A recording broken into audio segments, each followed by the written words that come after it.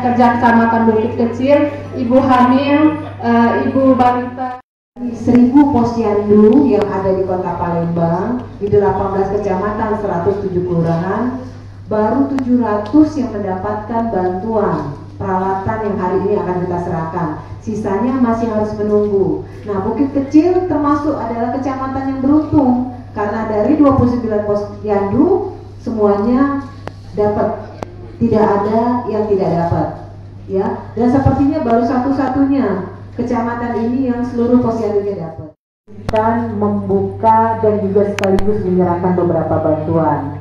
Sebelum saya membicarakan mengenai masalah bantuan yang akan diterima oleh posyandu, saya ingin juga menyampaikan terkait masalah isu kesehatan yang saat ini tengah kita bicarakan, yaitu masalah penanggulangan anak stunting. Itu apa? Susu roti. Berapa kali dapat? Sebulan sekali, seminggu sekali, setahun sekali, atau seperti apa? Kalau roti dari Puskesmas Merdeka. Berapa kali? Sudah 4 kali kalau nggak salah. Setiap bulan? Setiap bulan? 3 bulan atau 2 kali.